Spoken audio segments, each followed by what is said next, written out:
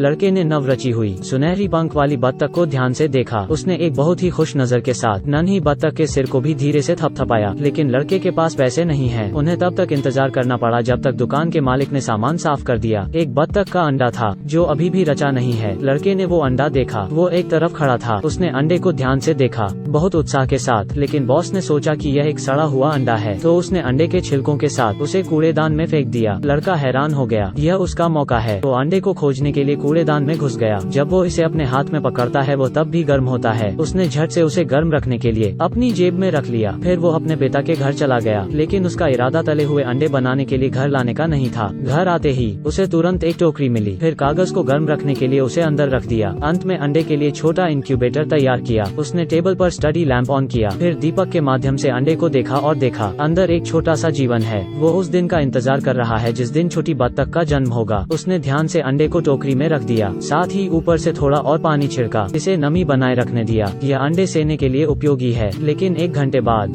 कुछ भी नहीं बदला। फिर 2 दिन बीत गए। लड़के ने हमेशा अंडे पर ध्यान दिया लेकिन कुछ न हुआ। लेकिन फिर भी लड़के ने उम्मीद नहीं छोड़ी।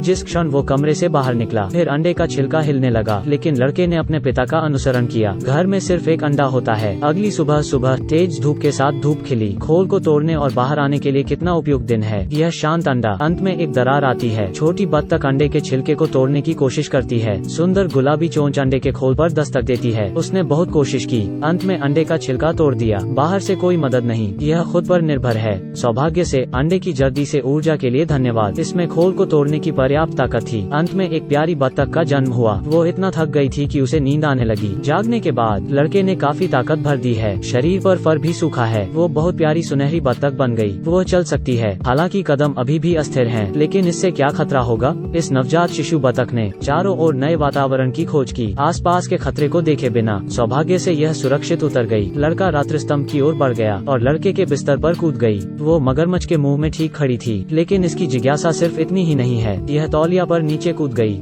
यहाँ दोस्तों को खोजने की उम्मीद है। लेकिन बिस्तर के नीचे केवल भूले हुए खिलौने थे। डिकलिंग की एक छोटी सी चाल ने एक चेन रिएक्शन बनाया। उसे नहीं पता था कि क्या करना है। उसका एक खिलौना मकड़ी द्वारा पीछा किया गया। वो डर गई। वो डरावने बिस्तर से बाहर भागी। यह लड़के की टी शर्ट में छिप गई। यह एक उपयुक्त जगह थी। वो यहाँ छिप सकती है और गर्म रह सकती है। तो इसने खुद को संभाल लिया और चैन से सो गई। जब लड़का घर आया उसने केवल अंडे का छिलका देखा। वो हर जगह डिकलिंग की तलाश करने लगा लेकिन टी शर्ट को छोड़ दिया। ठीक उसी समय जब बत्तख गहरी नींद सो रही थी, लड़के के पिता ने शर्ट उठाई और कपड़े की टोकरी में रख दी। इसने अपना छोटा सिर बाहर निकाला। दूसरों को इसके अस्तित्व के बारे में बताएं, लेकिन फिर वो कपड़ों के ढेर से ढक गई। बत्तख बहुत डर गई। उसकी बाहर आने की हिम्मत नहीं हुई। क्या यहीं जीवन समाप्त हो गया। कपड़े लगातार वॉशिंग मशीन में फेंके जाते हैं। हालांकि बत्तखें तैर सकती हैं, लेकिन वहाँ फेंके जाने के बाद वो मर जाएगी। लेकिन इस वक्त बत्तख का बच्चा टोकरी से बाहर निकल गया। प्यारा चेहरा कमरे के चारों ओर देखा। लड़के को अचानक याद आया और बस टोकरी के पास भागा। और अंत में फिर से बत्तख ने फिर से लड़के की आंखों को चकमा दिया। इस बार वो रसोई में भाग गई। घर की सबसे खतरनाक जगह। बत्तख भूखी थी, इसलिए उसने हर जगह भोजन की तलाश की। यह बैग में गई, लेकिन पिता ने उसे उठाकर रसोई की मेज पर रख दिया। वो टोकरी से बाहर निकली और खिड़की की तरफ भागी और जल्दी से पानी के पूर्ण टब की ओर आकर्षित हो गई। बत्तख की प्रकृति ने उसे उसमें कूदना चाहा, लेकिन इसका फर अभी भी पानी को अच्छी तरह से अवशोषित नहीं कर पाता है। तो छोटी पानी की टंकी मरने के लिए काफी है। यह जल्दी से चढ़ने में सक्षम होना चाहिए। पानी से लथपथ फर भारी और भारी होता जा रहा है। टब के आसपास का पानी बहुत फिसलन भरा है। उसने चढ़ने के लिए संघर्ष किया, लेकिन खतरा अभी टला नहीं है। वो गीली हो गई। गर्मी के नुकसान के कारण मरना आसान है। सौभाग्य से उस समय पिता ने गैस चूल्हा ऑन कर दिया, फिर एक टाइमर सेट किया और बाहर चले गए।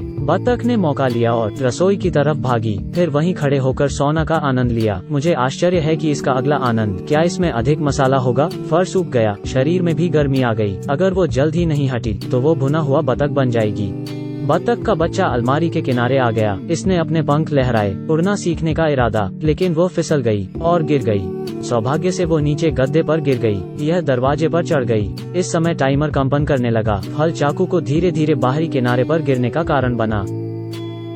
बत्तख भाग्यशाली थी कि बच निकली। गैप से गुजरने में डर लगता है, लेकिन बाहर के नजारे ने उसे हैरान कर दिया। बस बाहर चली गई। एक पेलिकन जो उससे कई गुना बड़ा बत्तख ने लगभग उसका पीछा किया और उसे डैडी कहा। किस्मत से छिपने की जगह मिल गई। इसने अंततः एक चिकन कॉप की खोज की। मुर्गियां चुपचाप चिढ़ रही थीं। डिकलिंग का सरप्राइज विजिट। उसने मुर्गियों को नहीं डराया तो बत्तख ने आज रात यहीं रुकने का फैसला किया। उसने पहली बार इतना सुरक्षित महसूस हुआ तो चैन से सो गई। लेकिन एक चूहा रात में चिकन कॉप में घुस गया और उसका लक्ष्य था स्वादिष्ट अंडे। लेकिन अंडे खाने वाले चूहे की आवाज ने जल्दी से माँ मुर्गी को जगाया। बत्तख भी जल्दी से जाग गई। इसने सपने में आवाज लगाई और माउस का ध्यान गया। बत्तख का मांस मुर्गी के अंडे से काफी बेहतर होता है। बत्तख जल्दी से बगल के छेद से भाग गई और खतरे से बच गई। बाहर की दुनिया बहुत खतरनाक है, ज्यादा देर नहीं रुकना चाहिए। इसलिए उसने फिर से छोटे दरवाजे से जाने का फैसला किया। वो गर्म घर के अंदर आ गई, फिर जल्दी से लिविंग रूम में चली गई। यह पता चला कि चिमनी के बगल में एक श्वास बिस्तर पड़ा है। यह खुशी से चिल्लाई, लेकिन इस पलंग ने फौरन अपनी आंखें खोल दी।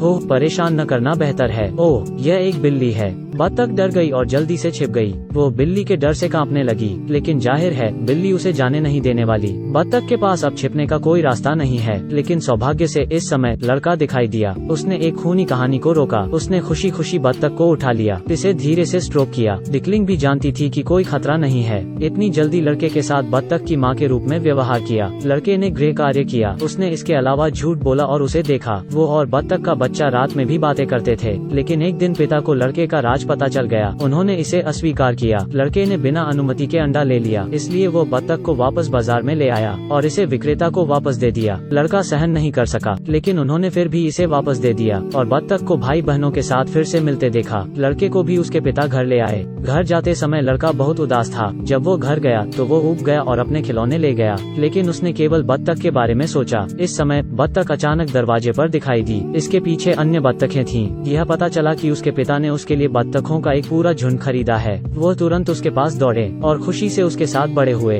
हर सड़क में रोमांच और आश्चर्य होते हैं, लेकिन यह सभी चीजें हैं जो हमें वयस्कता की यात्रा में करनी पड़ती हैं। लड़ना, हमेशा एक बेहतर संस्करण बनना।